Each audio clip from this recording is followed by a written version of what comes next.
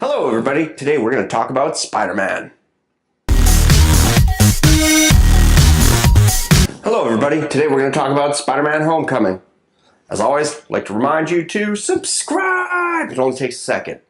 Alright, just so you know, this is going to be a spoiler review because it's been out for a couple weeks, and so if you haven't seen it, now's your time to not watch this video.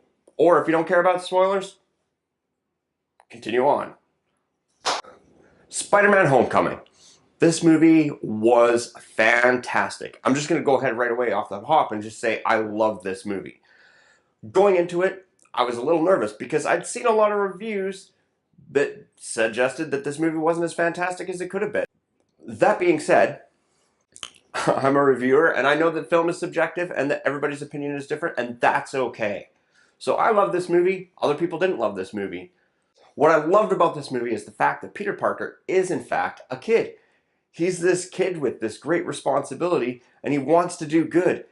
It's like giving a kid millions of dollars and then expecting them to be responsible with that money. They don't know how to be. We have a kid who knows what the right thing should be and he wants to do good, but he's just a kid. So naturally, Tony Stark and the rest of the Avengers, they see potential in him, but at the same time, he's just a kid. They don't want to see harm come to this kid, so they kind of keep him on the back burner. I loved how this movie opened up. I loved that it did two things. By showing Peter Parker vlog, it showed us how much of a kid he is and how excited he is and how in over his head is. And also on the flip side, it showed us how Adrian Toomes, the Vulture, is a really relatable guy. In my video with the Guardians of the Galaxy, that Marvel villains are not always the best villains. They aren't very compelling. And like I said, if a villain isn't very dynamic, the hero can't be dynamic. So just as we see that Peter Parker is doing this balancing act between being a kid and being a hero, we see a villain who's doing a balancing act between being a villain and being a family man. And it's fantastic to see that he is a good guy doing bad things for a good reason. It's completely relatable. I mean, he even brings up the fact that, like, Tony Stark is not a good guy. He made his fortune off of murder and off of weapons and killing people. He didn't kill the people personally, although, I mean, he did build Spider-Man's suit, and Spider-Man's suit has an insta-kill feature in it. So, obviously Tony is not above killing people under the right circumstance.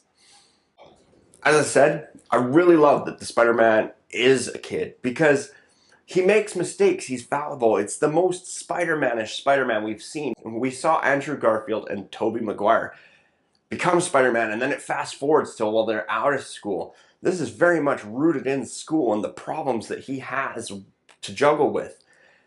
And I love the party scene when he's going there and he tells his friend, you know, Spider-Man isn't a party trick, but at the same time, he is a kid and he wants to fit in and he wants to be liked. So he's sitting out there and he's looking in at the party. He's looking down and you just see from here down, he's Spider-Man and he does Spider-Man stuff. But then there's the bit of him that's like his head. In his head space, we still see Peter Parker. Like his face is Peter Parker. And we see his struggle and dealing with this idea of wanting to fit in and wanting to go down there and show people that he's popular, or not that he's popular, but he does in fact know who Spider-Man is. It was a fantastic way to pull us in as viewers and really allow us to empathize with the character. I also thought that the twist of having the Vulture be his love interest father was a great twist because it's been done a couple times before with Spider-Man, so I expected it. But at the same time, they did manage to pull it off in a way that was unexpected because of how the reveal occurred. It was somewhat unexpected. And I found myself sitting there in the theater when I first saw it thinking, oh, fuck. But it was almost as though through the way he was acting and his nervous acting, that helped the Vulture really like think things through and come to the conclusion that, Peter disappeared, Spider-Man showed up, you're Spider-Man. And that moment of tension where, you know, he sends his daughter off. Again, this is showing he's balancing between the villain and the father figure. He is for lack of a better word, he's Breaking Bad's Heisenberg. He's doing bad things for a good reason, and not really thinking about the consequences of the bigger scope. But then Peter, being the kid that he is, all he sees is the bigger scope and that this is bad. He's very binary that way. And so it was nice to see that moment where somebody who's older can really look down at Peter and say, you don't know what it's like. Everything in life is gray. And Peter's like, nope, don't care. This is it. I'm trying to be an Avenger. This is the right thing. This is what we need to do. Now, a thing that people didn't like about this movie was I'd heard a complaint that one, MJ isn't really MJ, or that there wasn't really Ben's storyline where Uncle Ben dies, or that Iron Man wasn't in it enough compared to the previews, or he didn't have Spidey sense. Here's my thoughts on this. One, it is not, every time you make an interpretation of something, it is not exactly what it was. It's an interpretation. And I would rather see a film try something different than the source material and fail than do that thing and then rehash the same old tired stories over and over again just to take our money, because we like to see that, because we've seen it. So it's nice to see them take risks, do something different, and move forward.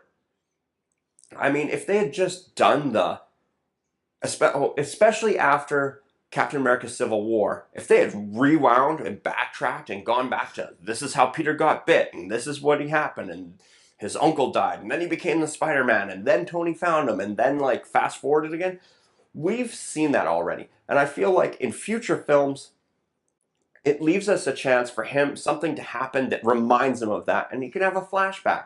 Or just because they didn't show him use Spidey sense doesn't mean he didn't have it. We know it's going to happen in Infinity War. We know that from the D23 footage that they released to the crowds. But what I'm getting at is there's no need to blow your wad in one shot. It's great for Disney and Marvel and Sony to pace themselves and really slow burn Spider-Man and bring out things, because then it gives us something to look forward to and not feel like we watched the same movie we saw, 5 times already before this? Have you seen Spider-Man Homecoming? What did you think? Let me know in the comments below. Thanks again for watching. As always, I'd like to remind you to subscribe. Here's my latest video, and here's another video you might be into. See you next time.